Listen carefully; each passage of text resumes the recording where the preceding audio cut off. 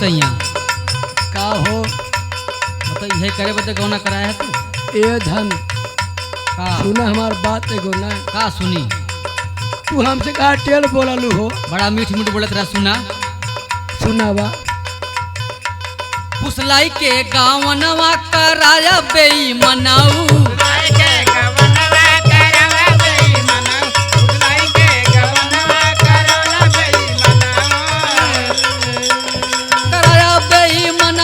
कराया बेईमानाऊ पुसलाई के गावनवा कराया बेईमानाऊ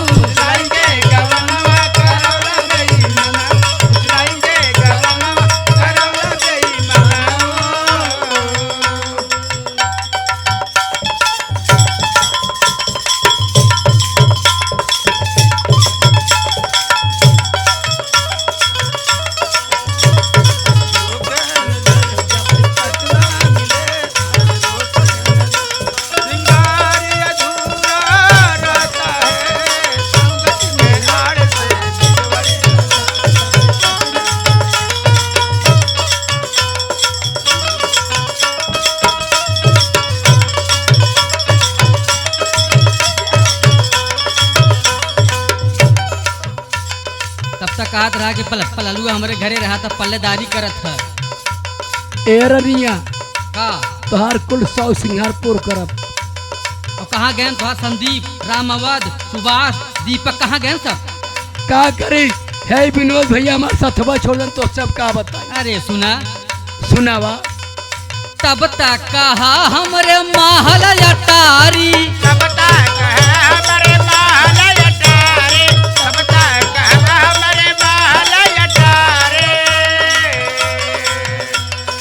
तब तक कहा हमरे महल अटारी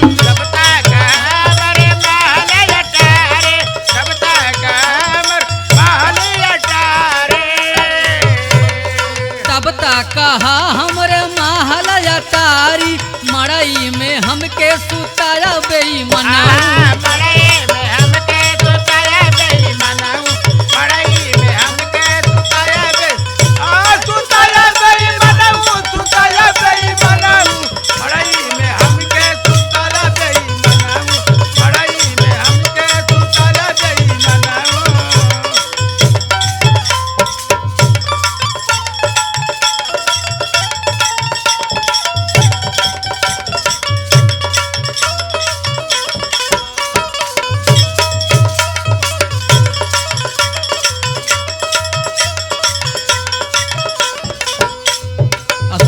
सुने राजा का हो तब तक कहा हमरे पालंग मसहरी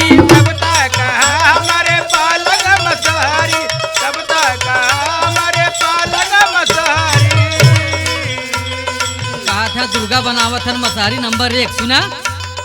तब तक कहा हमरे पालंग मसहरी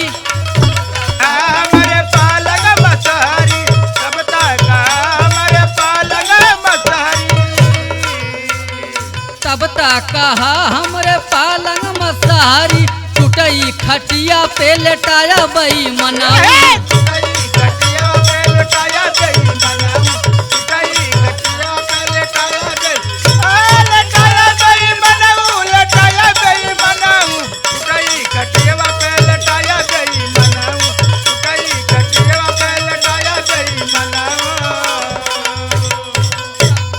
तब तक कहा हमरे गैया भैंसिया तब तक हमारे गैया भैंसिया तब तक हमारे गैया भैंसिया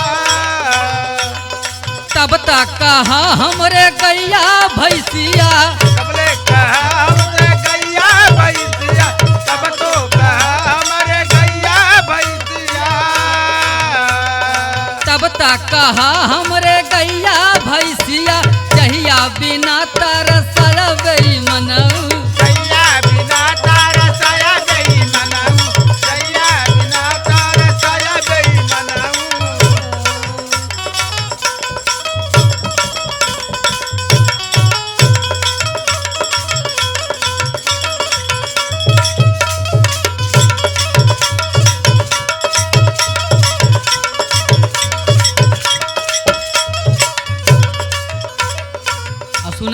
जा और दुर्गा सुरजू हमें कुल बात बताए दे हैं। हाँ, सुना सुनावा हो। तब तक कहा हमरे जरयो जमीनिया तब तक हमारे जरिया जमीनिया तब तक हमारे जरिया जमीनिया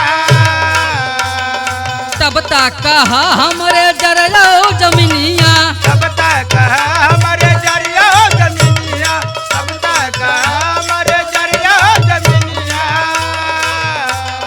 तब तक कहा हमरे जरयो जमीनिया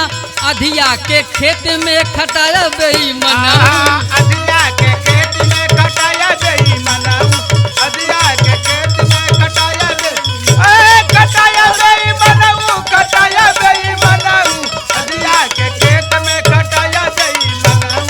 अधिया के खेत में कटाया गई मनाऊ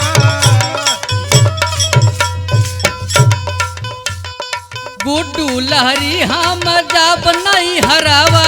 दुलरी हम जा बनाई हरावा दुलरी हम जा बनाई हरावा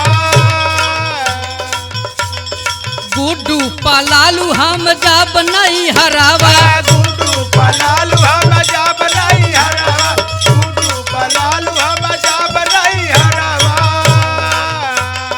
गुड्डू पलालू हम जब नहीं हरावा आपन बेलनवा हिला बेईमाना